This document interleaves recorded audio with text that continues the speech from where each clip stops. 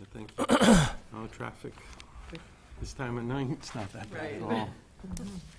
Okay, we're going to resume. Dr. Anthony Azar, I say that right? That is correct, yes. Great. Well, welcome. We thank you for joining us and giving us the opportunity to learn more about you and your professional experience and educational priorities in terms of how it's a match for our superintendent position. So we have a series of questions, obviously, no particular order. Do you have an opening statement or anything you'd like to share? Yeah, yes, that'd be great, thank you. First of all, I'd like to take this opportunity to thank the search committee. I know there was quite a few of you who got together, and I felt very comfortable. It was very professionally done, and thank you for giving me this chance to be before this school committee. Thank you for that. My name's Anthony Azar. As you stated, this is my 30th year in education. It's kind of like a blur. You blink your eyes, and before you know it, 30 years has come and gone pretty fast. I just want to take this opportunity to tell you and to reflect on those 30 years, and I'll do it in about a minute, if you don't mind. I started as a teacher, classroom teacher, 11 years in Providence. It was a time that I enjoyed immensely. It was just a phenomenal, I couldn't have asked for a better opportunity to work with the kids that I had. After 11 years, I felt that it was time to move on administratively, a different kind of challenge, to impact more kids, so to say. And I found myself in the city of Taunton as an assistant principal. I enjoyed that immensely, too. It's not often that an assistant principal sticks around for about 7, 8 years. But, you know, when I enjoy something, I really like it, and that's what happened. But along the way, what happened was I received my doctorate. I got my educational leadership from Nova Southeastern University. The principal at the time was going to be there for another 5, 6 years before retirement. I felt it was time to start looking for a principalship, and that's what happened. I found my way back to Rhode Island. I say back to Rhode Island. I grew up in Rhode Island, and I became an principal of the Exeter West Greenwich School District in Exeter. That's where the school was. Then, after a few years being there, I got a phone call from the superintendent of schools in Taunton, a gentleman by the name of Don Clary, who was the assistant superintendent when I was the assistant principal at Mulcahy Middle School. And I left Mulcahy Middle School, what I thought in pretty good shape, but unfortunately the principal found himself in some medical situations, and they were having difficulty replacing the assistant principal, which was me, and that was for a couple of years, and that was unfortunate. The school had deteriorated to a certain extent. Morale was at an all-time low. And what Don Clary had asked me to do was come back to that school that I shared with you a moment ago, that I enjoyed so much being there. And what I said to him there, I said I would come back, but there'd be a couple of stipulations, and one of those was about the hiring practice. And what I felt was, being a principal, was that one of the most significant impact that you can have on kids as a principal is to hire the right people and the right teachers to move that building, to move it forward to where it needed to be. And he said, yes, that's fine. That's exactly what we needed. So I did have a conversation with the superintendent of schools of Exeter West Greenwich. It was a school that was on autopilot. Kids learning, parents being involved, and quite frankly, after 3 years, we even moved the sustaining school to, you know, according to the No Child Left Behind designations, we were able to move it even that much further. So with that in mind, I finished my 3 years there, and I went back to Mulcahy Middle School. And from 2004 to 2007, it was a school that needed a lot of work, and that was okay because I was ready for the challenge. It was an opportunity that I look back on that I'm glad I took on. And then thereafter, I went to New Bedford, became an instructional supervisor, but what came out of that was the Student Success Center.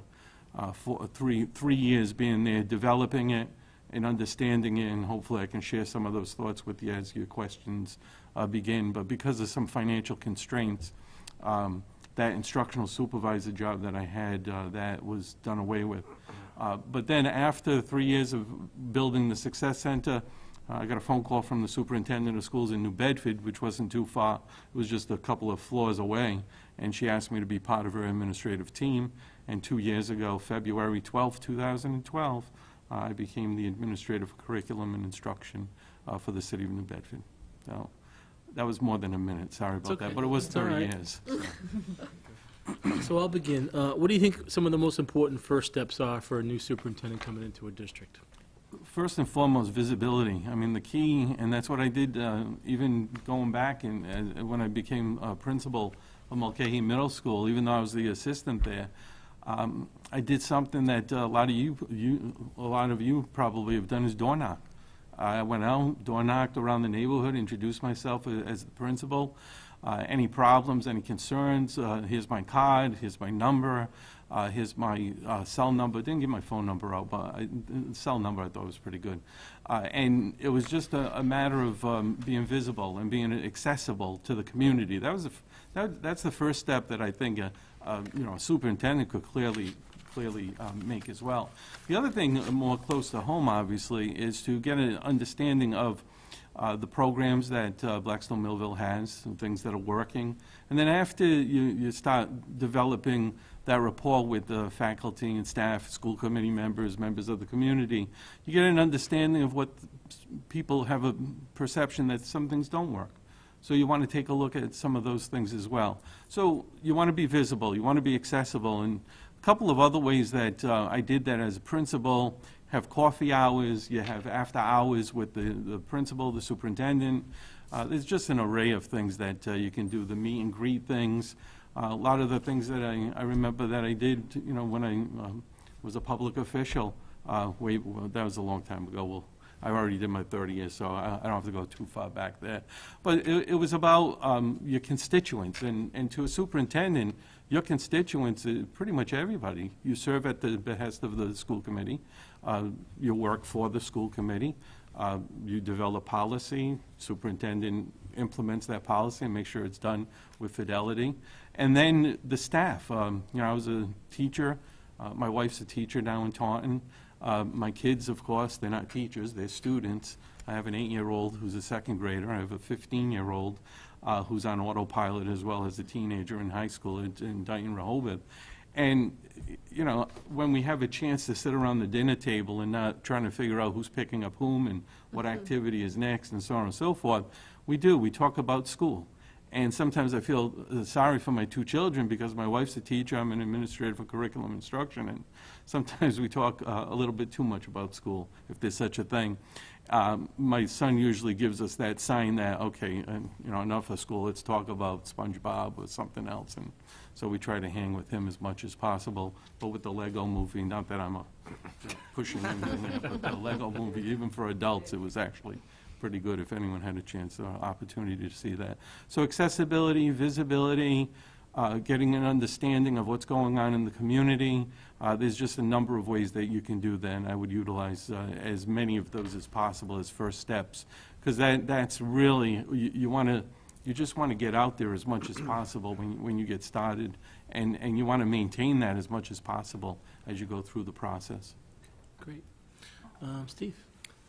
One of the things we're trying to do is use data to drive decisions. Can you talk about a time in your experience where you have used educational data to become a change agent in your past school or in your past experiences? Sure, I'll use an example that I used about 4 hours ago.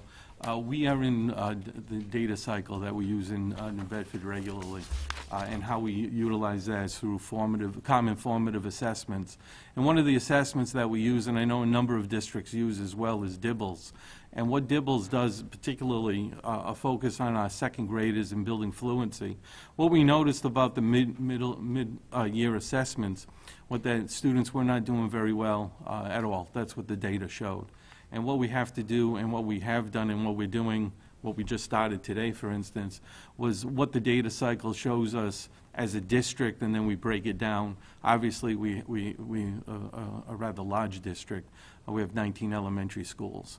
So we look at the data of what that looks like. And what I do, I chair what is known as the District Curriculum Committee, which we met just this afternoon at 3 o'clock.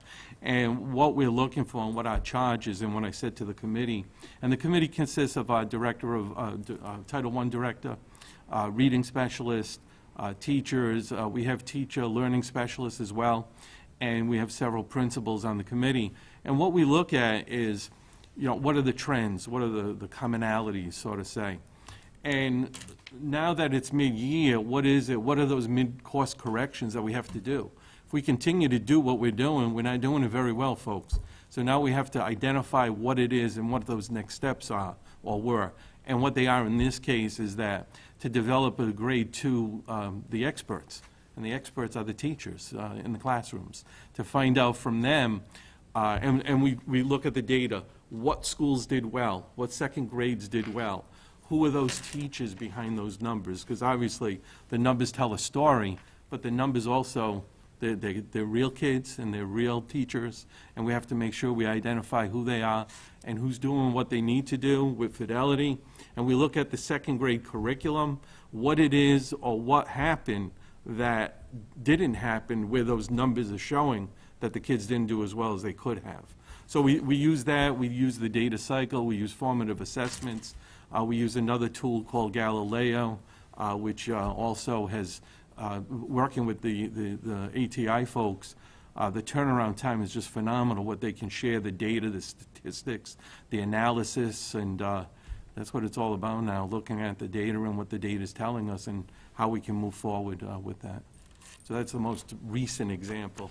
Can you talk about how you would use data to design professional development, and then also how would you use it for evaluation of your personnel? Sure, absolutely. The professional development process that we utilize, there's another title I gained about 2 months ago, was I'm the coordinator of the professional development for the district. The director of PD decided to go to one of our level 4 schools, which was a good move to focus in on that particular school. And wasn't such a great move for me because it just added, I don't know if I don't look busy enough, but I just gained another title. But nevertheless, the way we use PD, and it's very important, this is something that I can go back and harken back to my days as a teacher, that if you were skilled at something, you had a skill set, whether it was mastery objectives or checking for understanding or student engagement, that if you had that teacher that did really well with objectives, and you asked them or forced them to go into a PD presentation on objectives when they could actually do it themselves, that's problematic, and that causes, that in itself causes a morale problem. So with the professional development, we gave the schools site-based management with the principals to identify what their priorities, their strategic priorities are in their building, and to help them develop a PD proposal that would attack those problems. So the professional development, using the data through the common formative assessments, and one of those was the mastery objectives. And how we determined that was, last year I was in over 300 classrooms doing the learning walks, instructional rounds. We just call it a number of different things. But basically it's getting into classrooms and seeing what works and what doesn't work. And one of the things that we determined through these learning walks was that the mastery objective that was posted or not posted and what the kids were doing, in most cases there was a correlation, and that's what you want to see. And how you determine that, as you no doubt know, is you ask the kids. And you do it in such a way where you're not obtrusive, you don't interfere with the learning, but you basically say, what are you doing? And the kid hopefully will tell you what they're doing. And then the teacher sometimes will cringe, oh, I hope you asked the right kid, that type of thing. But being a teacher, you do that. You spend the minutes in there. 10 minutes, you can walk away with a lifetime of information, and that's basically what we did. So with the professional development, if we found that mastery objectives was a concern, well, then we would develop a proposal to get mastery objectives into those schools. And how we did that was build capacity. As you know, budgets are extremely tight. Professional development money sometimes is just not there. We use some of our grant money, obviously Title II A in this case, and we utilize and we build capacity to see what teachers on those learning walks have the mastery objectives, have the kids engaged, checking for the understanding. And the most important thing in this day and age is that we have to see that gradual release of responsibility. And a lot of teachers don't want to give up that control factor that the kids got to take over the class if you turn it over to them. And once they realize, meaning the teachers, once they realize that they're doing all the work and the kids are just sitting back enjoying the show, so to say. Now, we want to get them engaged. We want to hear students that discourse. We want to see those higher order thinking skills. And once you identify those situations in those rooms, classrooms, then you can develop a professional development proposal to attack those strategic priorities that the schools have identified for you. Very good, thank you. Wendy? Mine centers around curriculum, and I have one question that has two parts. The first question is, how will you ensure that our district's curriculum and teachers' instructional methods are aligned pre-K to 12 and implemented in a way that enables students to meet content standards? And the second part is, how will your doing so bridge the gap between special education and regular education? One of the many priorities that I have and have had over the last 2 years is aligning the curriculum to the math standards in both the ELA, social studies literacy, as well as the math. And we're just waiting on the new generation standards and see what the state's going to do with that, with the science. The foreign languages, we're working on that as well. So in reference to your question, the alignment is very clear. The best way to do that is through benchmark assessments, which we have implemented. We use, as I mentioned, the DIBELS. Right now, we're also using in kindergarten that eventually all cities in Massachusetts and towns will have to do. It's called MCAA, which is the Massachusetts Kindergarten Entry Assessment Program. So we have that at the kindergarten classes. It's an assessment tool. Right now, New Bedford, we chose to do the work sampling, which is through Pearson, has not worked out well at all. The state now is turning to what is known as TS Gold, which is another assessment tool. So in kindergarten, there is a consistency factor looking at those standards and domains, curriculum-wise, ELA, math, and so on and so forth. Then we look at the common formative assessments that we do. We do writing benchmarks. We do them from K to 5. So we have prompts. We have a team of teachers and administrators who have developed writing prompts, beginning of the year, middle of the year, end of the year as well. So that's another way to test that out. In 6th, 7th, and 8th grade, we also have common formative assessments where we have carved out time for teachers and administrators to meet, to see what those commonalities are from 6, 7, and 8, to see what gaps are there as well, looking at the curriculum, looking at what the Common Core and what the standards are. Every district in the state of Massachusetts has to follow the Massachusetts frameworks that we have, as you know, 2011. And to align those sooner than later, obviously. A lot of that work probably should have, could have, would have been done.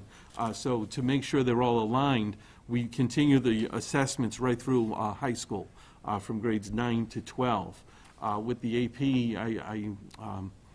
I oversee the MIMSI, which is the Massachusetts Science Math Initiative, for the AP classes, and we have also the pre-AP classes. They have their own curriculum, which is aligned to the Common Core, which we also check on to see as we do those learning walks that I mentioned before. That's another way of progress monitoring what it is that's going on and making sure everything's aligned. Now, the second part of the question that you had mentioned about, in our case, we have very high needs population, so we make sure that special needs, the ELL, the SEI programs, students are also involved in that. And as you know, there is a Department of Justice lawsuit that has been really overseeing what is known as the Retail Initiative, as I'm sure you've all heard about. And I'm proud to say, which is interesting, I'm one of the first administrators to be trained in the SEI endorsement. I just went online, though, to try to go through DESE to get that on my endorsement piece. And that in itself was more difficult than taking the class, which is unfortunate, but nevertheless, that's where we're at. So it's an understanding. What we do is we follow the standards of WIDA for the ELL students. And as we do our walkthroughs, we make sure that the teachers that have been trained through the state on the WIDA standards, and that's basically 5 different levels. I think we'll get a better understanding when there are ELL students that are in classrooms, general ed population, special needs students as well. There are rubrics that we follow in Taunton. We have a rigor rubric that we follow when we do our walkthroughs. So we make sure, it's a check-off, you know, to make sure this is happening and this is happening. And it all comes down to engaging instruction and make sure that it's rigorous. I mean, it could be engaging but not rigorous, and it could be rigorous but not engaging. You know, the happy medium is to get those aligned as best as possible. Great. Brian? So I'd like to know what your approach is to problem solving. Can you describe that to us? And can you give me an example of when that has been successful, and also another example where it hasn't really met your expectations? Certainly. I think that the problem-solving piece is something that, whatever reason, I think growing up in a family of 6 children, I've always had a knack for bringing people together.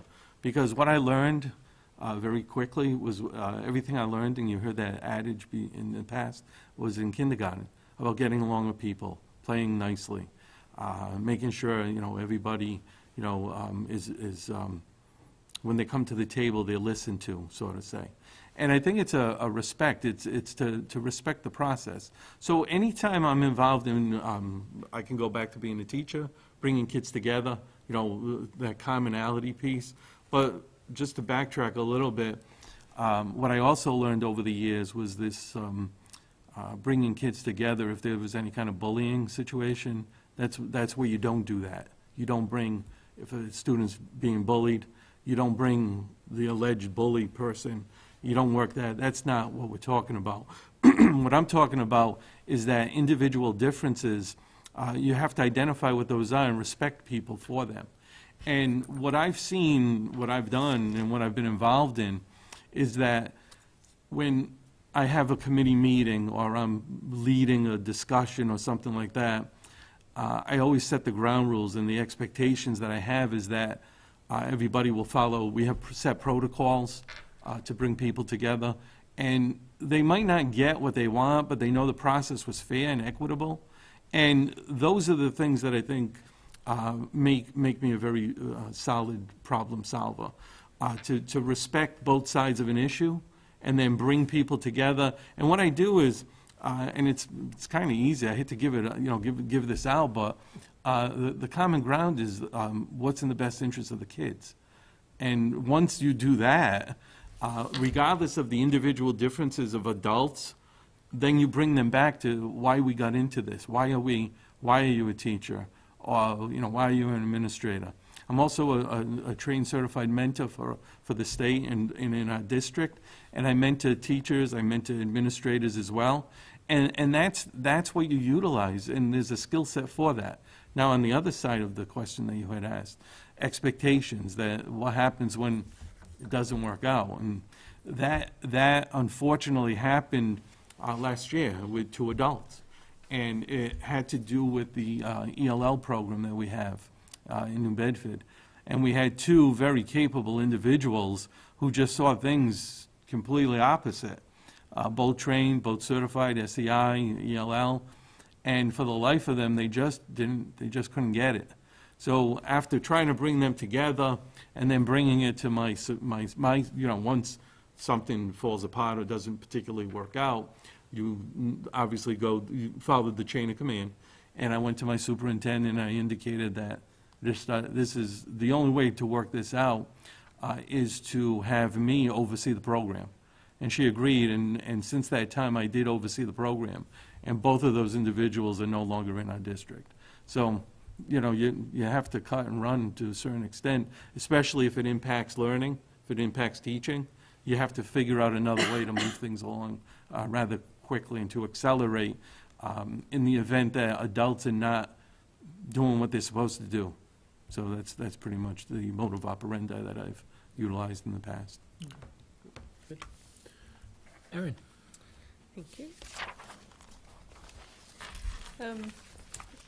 Share with us how you as superintendent would gain the support of our two communities to come together and do what is needed for the district. More specifically, how would you gain the support for additional contributions when our budget is already the largest line item for each of the towns? Sure, yeah. I've faced this in a couple of areas, one in Exeter West Greenwich when I was the principal there. And I think I shared this with the search committee as well. What we found more often than not as principal of the junior high school was that elementary students were coming into our building, our building, not prepared. And then what would happen is you had an understanding of what school they were coming from. And what I mean by prepared, I mean from an academic standpoint and the programs in the elementary schools. And one of the things that I did was I met with the town manager at the time and the council people and the superintendent of my school and a group of teachers, and we had parents in. And it was really an understanding about being transparent as much as possible. Being honest, okay, here's the situation. We have a situation, this is what we're seeing. And we put it out there. And we would have meetings, get-togethers, that meet and greet, just every opportunity to get the story out there. And this is where we're headed. This is what we have in front of us. And what we want to do is build our programs to a point where Blackstone Millville, to be specific, we have to move out of that level 2 designation. We clearly could be a level 1 district. And how do we go about doing that? And it's about a collaborative spirit, bringing everyone to the table, like I had mentioned earlier, about making sure everyone's heard. Okay, is this what we want to do? And have some of those essential questions. What is school? What is, you know, what is education? What is teaching? What is learning? And I think that when parents, guardians, the public at large, businesses, are all brought in to have a summit, an education summit, to deal with those real, you know, difficult things. Money is an issue. There's no question about it. Funding is an issue. And that Student Success Center that I was talking about earlier, we were able to identify a situation where there were problematic students. No question about it. Through their own fault? Not really. Through their parents' fault? No. Through the school system's fault? Couldn't really pinpoint it. And there was no reason to place blame anywhere. But we identified there were kids that were disconnected from school for whatever reason. And then we developed the Success Center, and we used what was known as the Student Collaborative Network, which was very simplistic. We looked at the resources we already had in the building and in the district, and we just utilized them a lot better than we had been using. And it didn't cost any extra money. We just kind of moved, you know, people around. We worked with the union. We worked with the administrators. We worked with the staff. And the reason why I bring that up is because when you identify a problem and you realize it and you acknowledge it, people are more willing to come on board to help solve it. And it's not about the blame game. It's about looking at root causes. And that's okay to look at root causes, but not excuses. And the key to that is to bring people in, bring them to the table. Here's the situation. Here's where we're at. And I think that is a really good way to move people into supporting you financially, educationally, and just volunteering. It's just so many ways that you could do that. And that's one of the ways that I would present that to the two communities. Similar, and I'm living it right now in where I live, in Dayton, Rehoboth. We have some very serious issues there financially, where one district has come to light, where one district paid more than they were supposed to, and one district paid less than they were supposed to. And it's unfortunate what's about to happen over the next year or so. One town wants to know how the other town's going to pay them back, and there's no ability to pay back. So, you know, so I'm living that right now where I live. So. And if you could just describe the various ways that you would communicate as superintendent to the school committee and staff, parents, students, to the community itself. Well, one of the things that, this was kind of unique, I did it in a couple of places, and through cable access was one of them. And one of the things that we developed in New Bedford was, it was the Homework Helpers program, where we had retired teachers come back and work on problems on TV, and we had a phone line set up through the cable access, and we put out flyers throughout New Bedford to tune in to the Homework Helpers program. And that was a really interesting way to get information out there. You know, it wasn't in the top 10 ratings or anything like that you see, the Nielsen ratings, but it was a vehicle to do that. The other way to do that also was to identify teachers, identify students that would do presentations for the school committee about various programs that they were very proud of. You know, have a student spotlight. You know, we did a student 100. It was 100 stars, and we identified 100 students in New Bedford who have been doing really good work. And 100 students in New Bedford translates to quite a few families and quite a few aunts and uncles and grandparents and former graduates. And before you knew it, we had about 700-800 people in the cafeteria. It held over almost 1,000, so there was no fire code or anything like that. But it was really good to see. And word of mouth, just extolling what it is that we have in Blackstone Millville to highlight and to spotlight. And the more you do that, the more the community, the business community as well. That's what we did in Taunton. We called it Project Best. It was building educational success together. And what we did was each school had a business partner, so to say, and they supported us through various means of having assemblies, sponsoring field trips, things like that. And then later it became Team Best. Together, everyone achieves more, building educational success together. Had a nice little rhyme and reason to it. And things like that really took off. We also had a communication packet, which I know I shared with talked about that with the search committee, about every Tuesday in every one of our schools.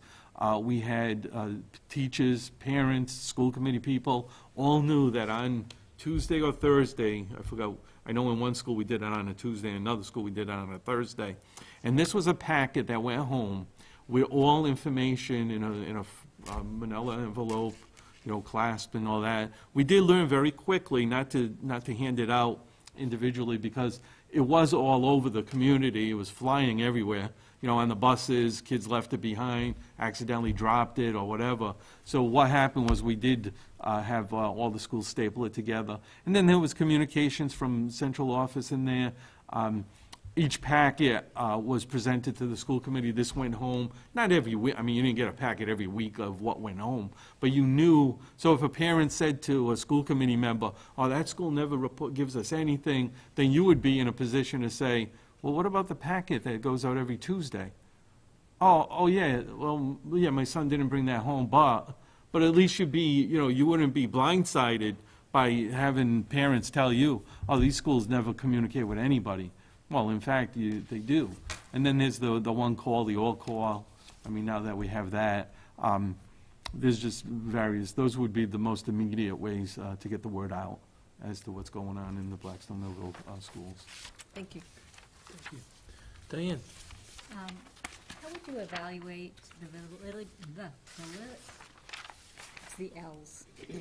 the validity and practicality of a new concept in education, and if you thought it had considerable merit, Yep. how would you introduce it to the school system and face any resistance to it? Certainly. As you know, there are best practices, and you look at best practices in communities that are similar in demographics to ours. And the best practices, we utilize, what we're doing now is we're utilizing as many best practices that we see in districts that are similar to what New Bedford is. And how we go about doing that, and it's similar to what we have in Blackstone Millville. And more specifically, it's the district analysis tool that is on the DESE website. And what it does is, as you may know, it identifies 10 districts that are similar in demographics to Blackstone Millville. And if you look on the website, it shows you where these different schools are, you know, as far as comparisons. They compare 10 districts. And right now, we're kind of in the middle of the pack of the 10 schools that are similar to what we are in demographics. So, knowing that the scores, and you know how things are, we're measured by the MCAS scores, we're measured by our accountability status. We'll soon, I believe that you'll be piloting POC here as well, just like a number of other districts, to see how that goes. And what you would do is you would look, or I would look, at what districts are doing that are similar to ours, that are doing well. And then you would look at those districts to see what are the best practices. And what I share all the time is that we don't do a very good job with this at all in education. If we ever followed the medical profession, we'd be so much better off, because when they find something that works, everybody just, it's like bees to honey. I mean, they just dive on it. Educators sometimes shy away from it for whatever reason. So here's what would happen. You would try to develop with principals, because as a former principal, principals have to have a lot of say in what goes on in the building. They have to. The target's directly on their back if performance does, well, it's on everybody's back, I know that. But the thing is, as a former principal and working with principals and mentoring principals, that they have to move the learning in their building. And how they go about doing that is very important. Because what I do is the litmus test for me is what I did. I was able to move the schools forward with very limited resources and maintain a morale to still have a good time in doing it. So you would take best practices, and my goodness, you can Google any best practice and get reams and reams of information. There are examples of that. I utilize that now in what are known as 90-90-90 schools. 90% of free lunch, that type of thing. 90% of students that have not met proficiency, and so we match that up with what is going on in our district. And what I said about principals is we need principals to identify those teacher leaders in the buildings to take it and run with it. Because the top-down stuff doesn't work. It just doesn't work. Superintendent says this is going to work, well, good luck. You know, that's just not going to, I know, it doesn't work. And the reason why I say that, after 30 years, I have learned a lot from superintendents of how not to be a superintendent. And I've learned a lot from superintendents of how to be what I would perceive to be a very good superintendent. And when a superintendent says, this is the way we have to do it, if there's something mandated from the state at a val, everyone understands that kind of stuff. But I think the essence of your question is, and I'll answer it, is to, if there is a best practice, how will you go about implementing that? And then the resistance. What I've always done is to identify teachers, teacher leaders, through principals, to do that for us, to do that and take it to the next level, to present it in as I mentioned before, and that comes down to the PD piece too, the professional development. It's got to make sense. And it makes sense who's delivering the PD. That's very important. So if a teacher's delivering the PD to teachers, in most cases we have seen that work very well. And it goes back to data. Show me the data. Does it work, and how has it worked? Well, it might, and then the resistance piece that you mentioned is very important, because there might be some people, some teachers that are very set in their ways, and it's got to take an act of Congress to move them. And right now, the Ed-Eval is the act of Congress that's going to move them, because you know, they have to show evidence of what they're doing. So it's a whole new ballgame with the Ed-Eval piece. So that piece would be involved, teacher leaders would be involved, principals would be involved, and then I would have to convince the staff overall that this is the way to go, and this is why it's the way to go. Michael? Good evening. Good evening. Could you probably explain to the committee, you know, your experience in doing a really is pre-K to 12 budget? And can you share with us some of your creative approaches on how you can, you know, squeeze as much Yeah. program out of and manage costs at the same time? Sure, that's something that it's been the way of the world pretty much for the last 10, 15 years in my career of what to do.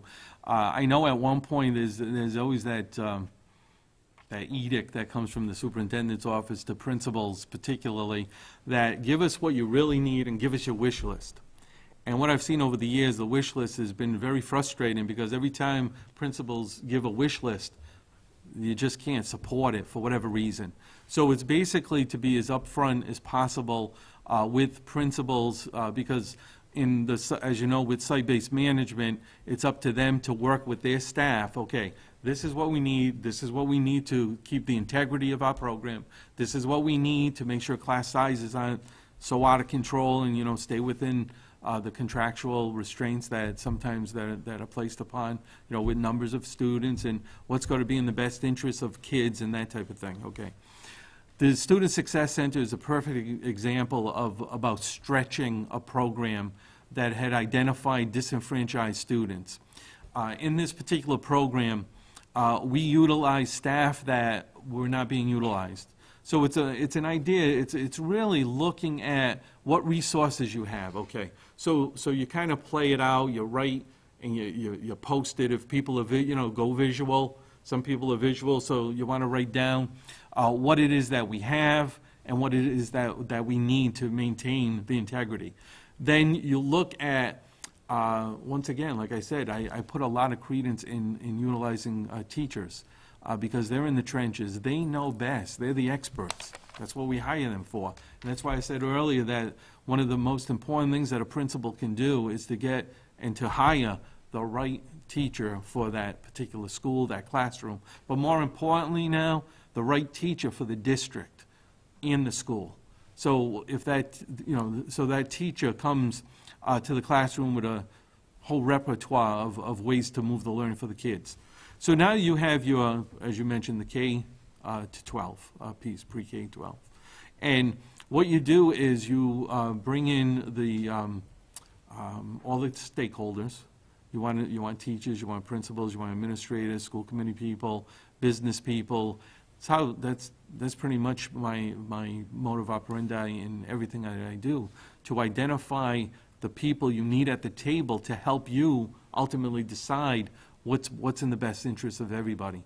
And that's got to be difficult, because not everyone's got to walk away with what they have originally came to the table looking for. So you utilize your resources as best as possible. You would also, one of the things that we identified was that there's an array of people that you may not even know do certain things. That, there could be a teacher in your building that's very adept at audiovisual and could help out in some way. And what we're doing in New Bedford, what I'm doing right now, is identifying those individuals, because as you know, this is a recertification year for a lot of staff members. And PDPs, professional development points, don't come very easily. So as the overseer right now is of the professional development, we're able, and I'm able to identify teachers who are creating model units for their classrooms. That is a huge cost savings, because basically we're getting a lot out of individuals, and what they're getting in return are PDPs to recertify for their licensure. So that in itself has been really working out well. The other piece that we utilized, as I'm sure every district does, is grants. You know, to identify what grants that we need to be very aggressive in looking for and getting, whether they're competitive grants or entitlement grants or whatever type of grants as well. And then what I mentioned before was about building educational success together, you know, looking at the community at large, you know, as far as looking at businesses to see what they can do for us and to be helpful. And the only way to do that, as we mentioned before, was to be accessible, be visible, be out there. And when people understand what you're trying to do for the kids, my goodness, you look behind you and all of a sudden you're not out in the clearing and everyone in the bushes, they're out there with you. So that's what I've seen over the years. As a follow-up, kind of shifting gears a little bit from budget to, this is kind of two parts. Maybe you could share with us or share with the committee what you see as the future of public education in America over, say, the next 10 years, and how do you prepare our learners for this? And finally, the second part of it is, you know, what are your expectations or your epitaph? Sure. If you got the job, what are we going to place on the wall when you leave? Okay. Hopefully I don't leave.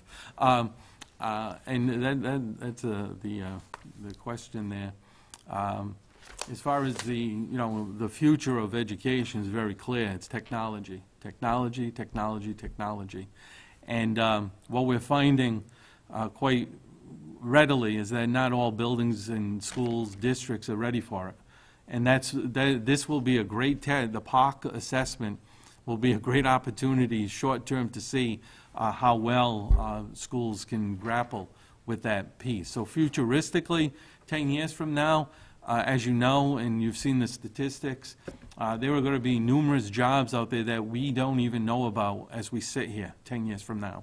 And one of the things that is coming very fast and furious to the south coast, of course, is the wind turbines right offshore of New Bedford that we just started in discussion with the mayor's office about what it is, and this dovetails really the question about the future of what the jobs are going to look like for our kids that are in elementary school right now. And we have put a committee together of business people, the Chamber of Commerce, the mayor's office, the school system, and one of the people that are going to be working with me on that committee is our math specialist, because a lot of the jobs that they're looking at will be science-related and math-related. What will the math look like that will get these entry jobs that are going to be starting at $55,000, $65,000, $75,000 that they're looking at futuristically?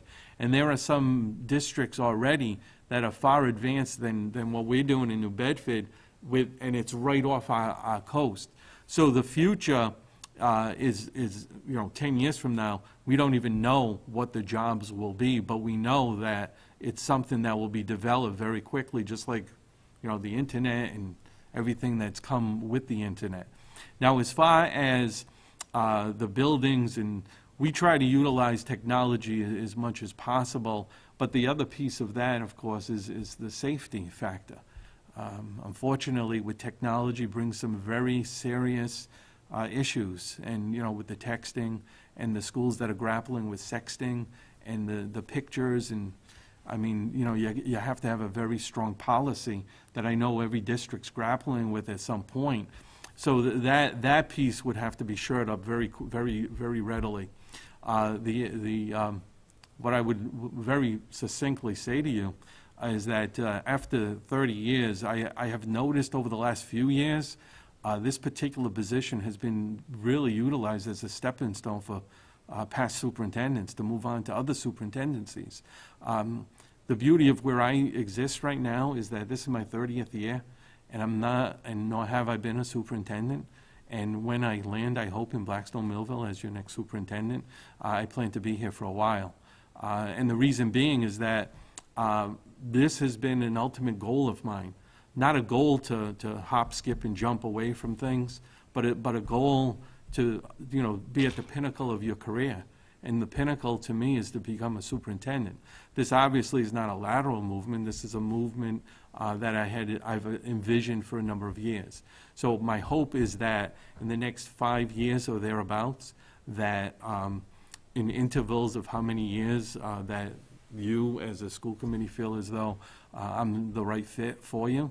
I would hope that at some point, within the next 5 years, next 3 years, that we become a level 1 school. And we do it in such a way where there's not a lot of growing pains to do it.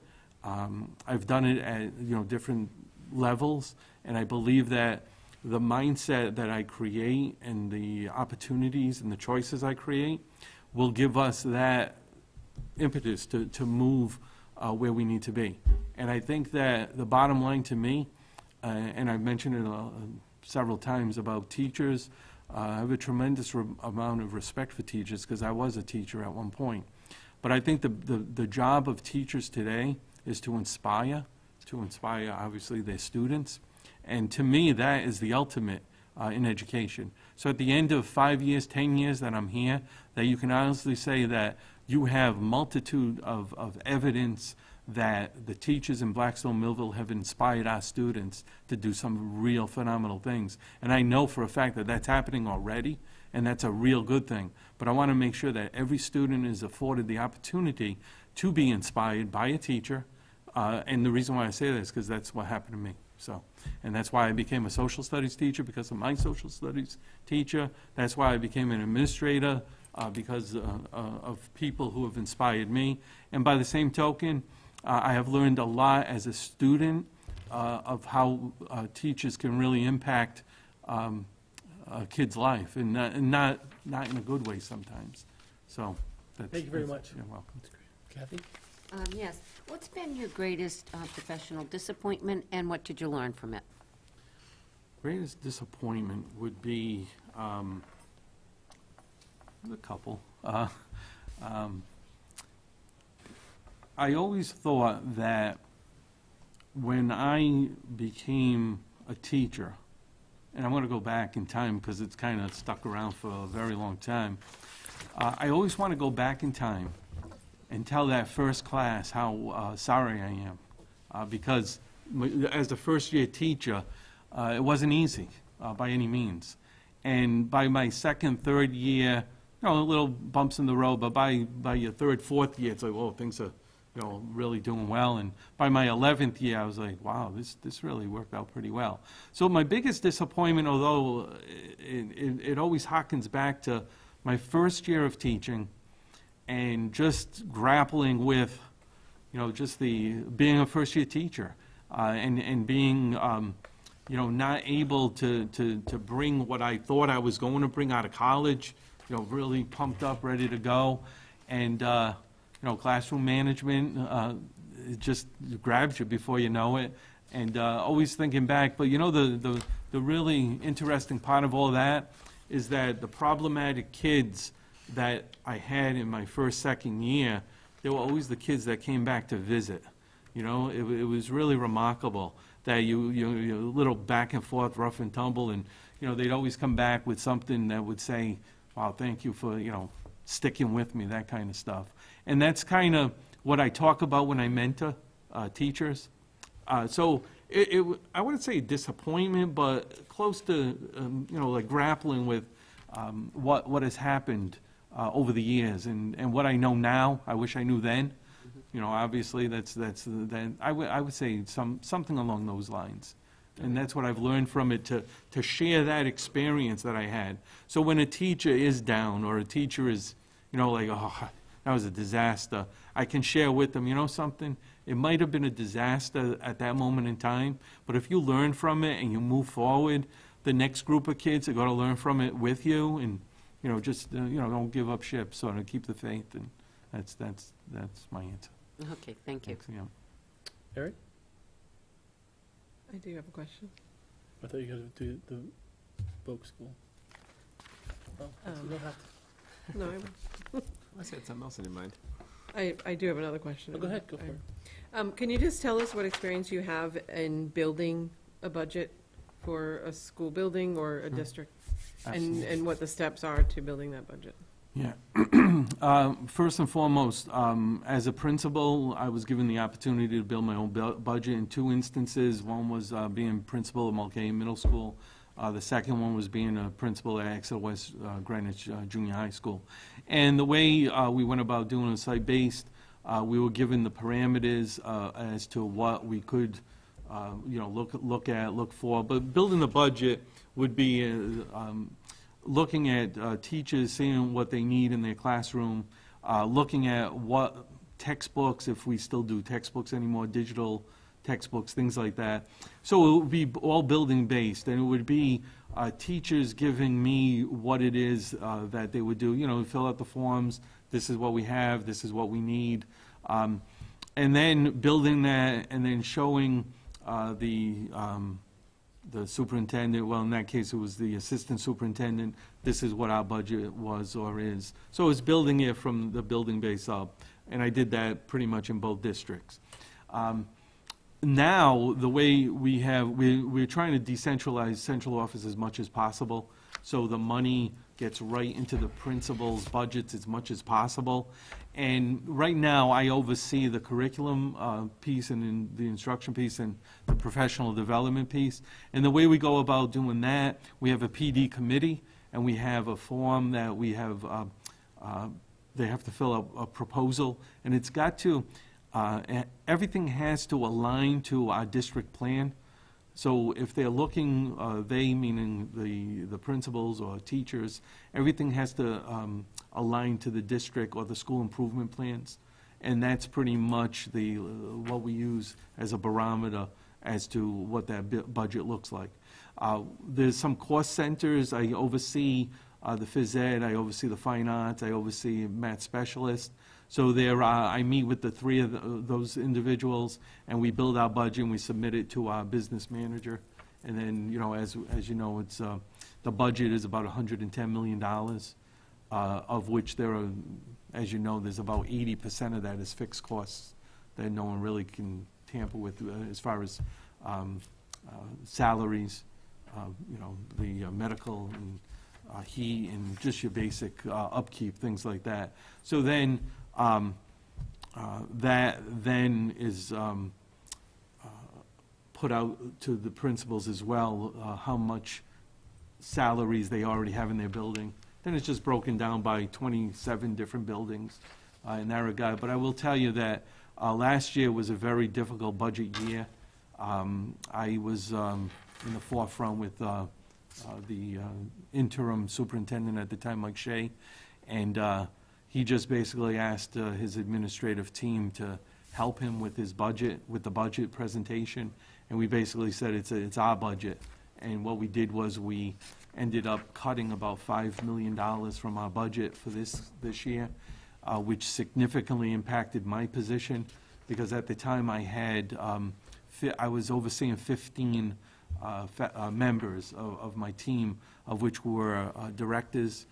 So currently, this past year, we had no math director, no ELA director, no social studies director, science director.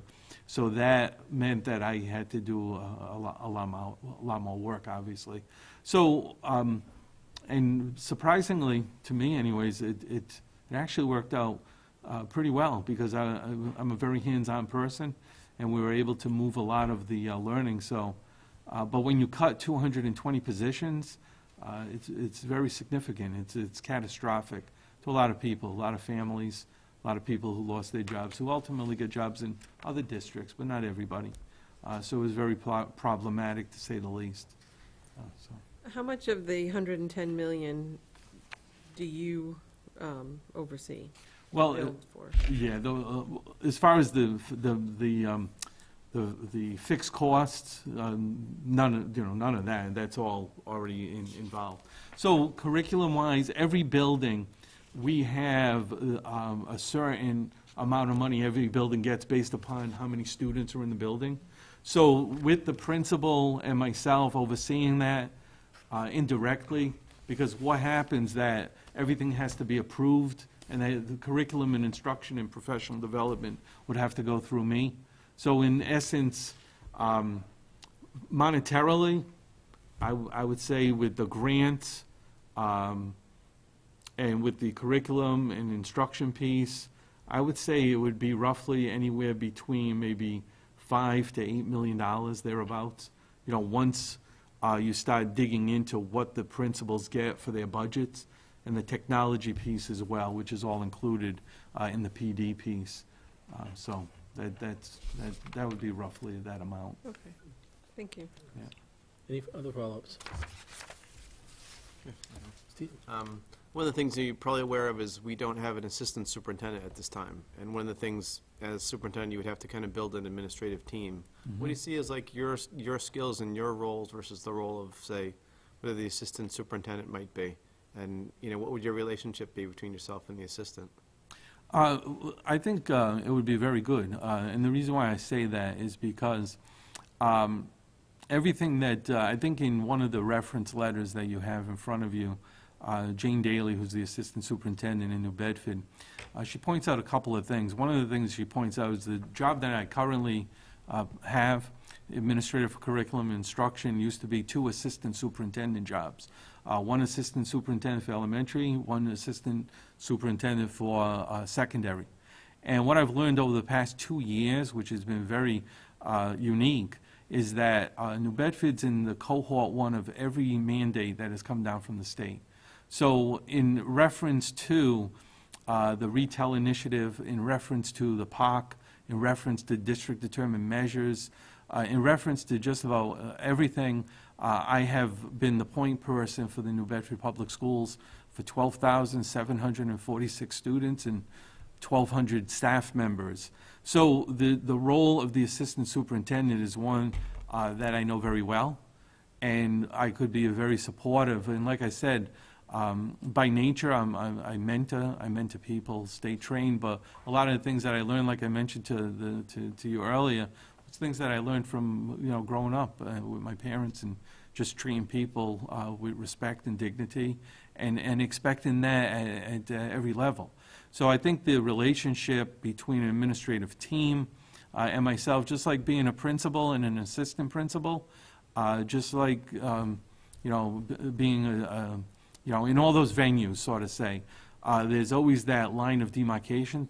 But what I've learned over the years is that if you work as a team, and that's what I try to do right now, really good things happen. And if an assistant superintendent knows that their superintendent has gone through this, just like a teacher would know that the superintendent has been a teacher for X amount of years, assistant principal for X amount of years, teacher for X amount of years, instructional supervisor, central office person.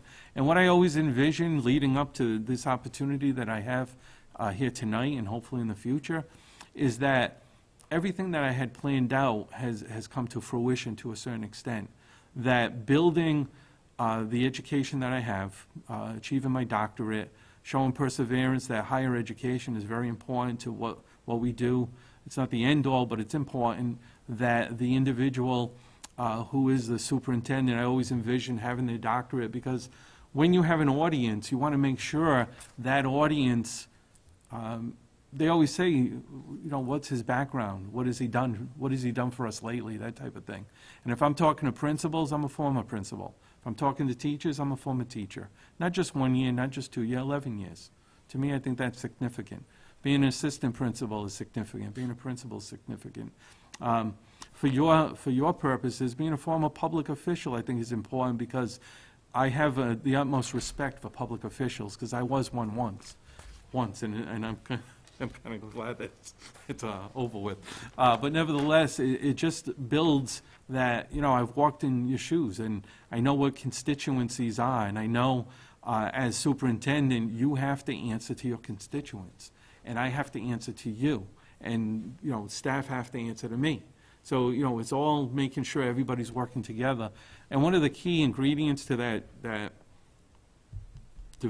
relationship is no surprises, not to be blindsided. And I remember always, as an assistant principal, I would always make sure that my principal was never blindsided by anything. So if something came to my table, on my plate, I would make sure, I wouldn't share everything. That's not the issue.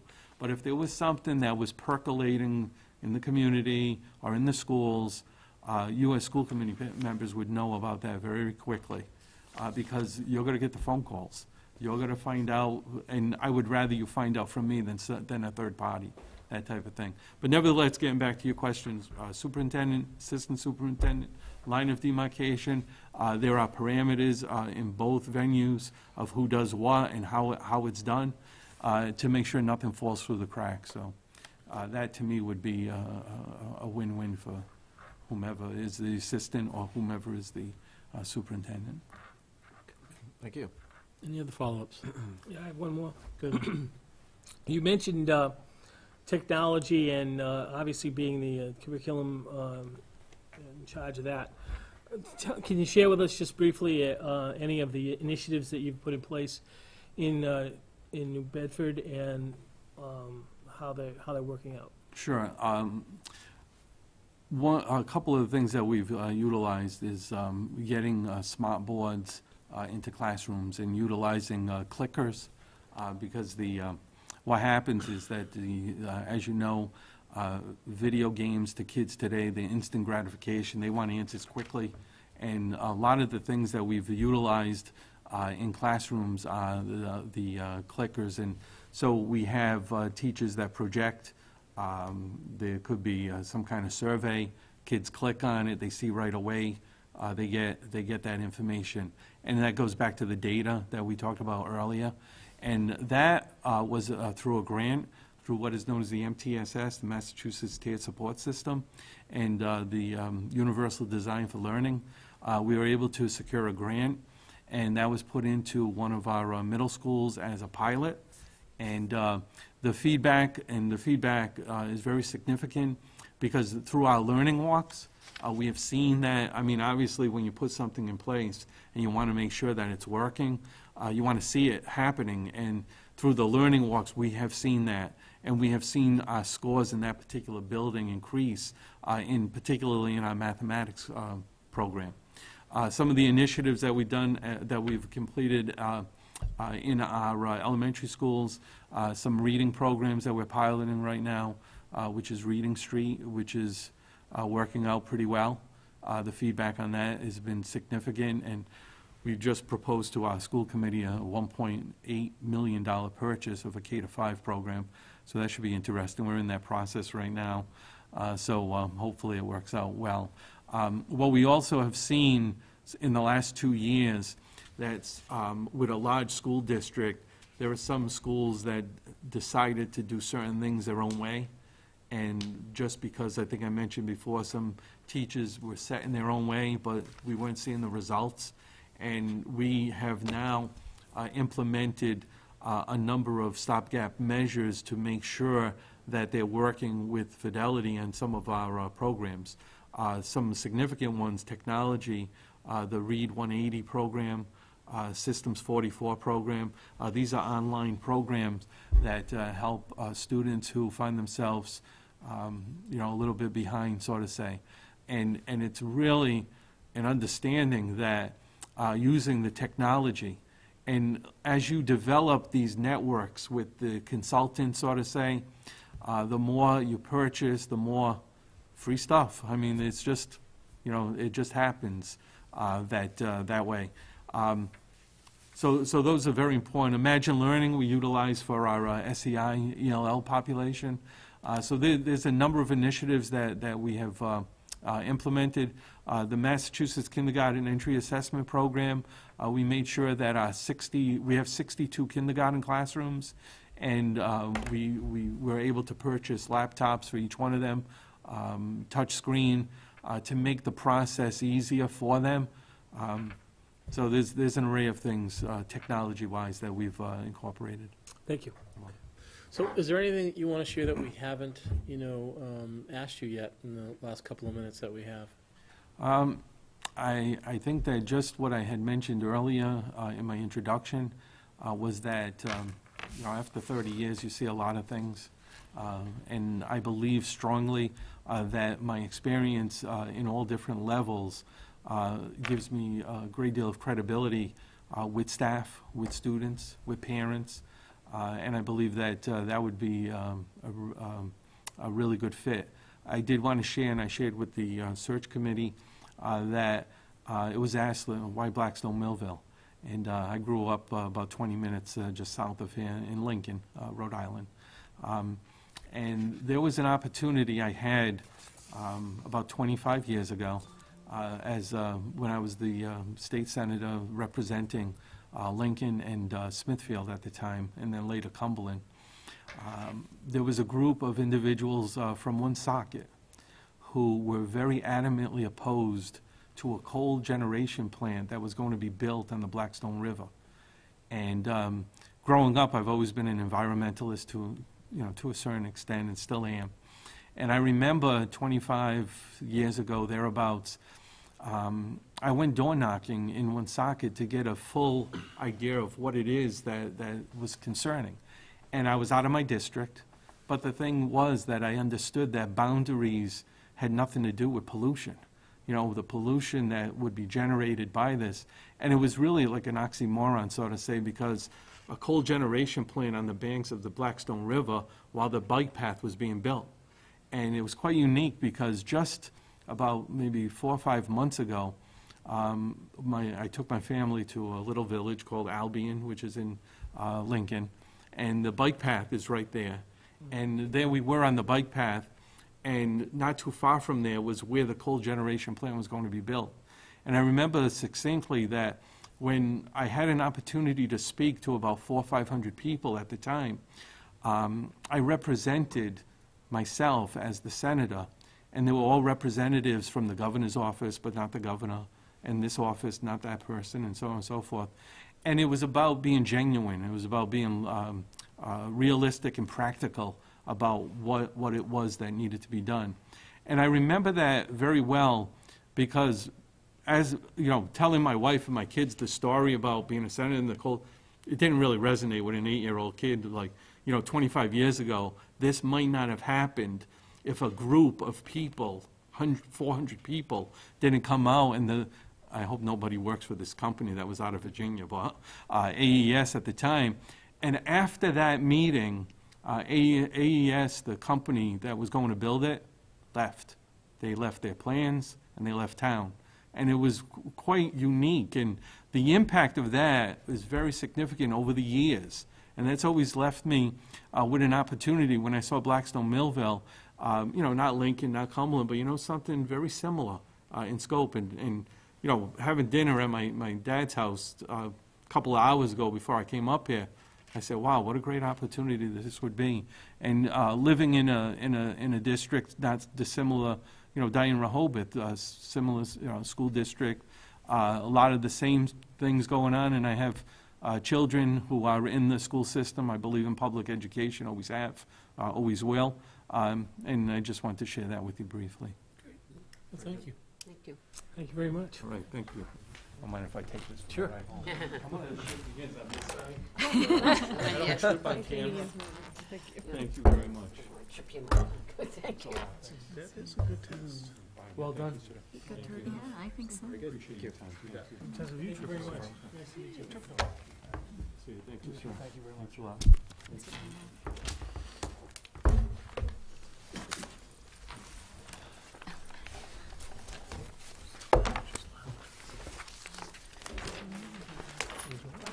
Okay, I'll be looking for a motion to close the meeting. I'll make the motion. So moved, Mr. Chairman. Second. Unanimous? Can I have it?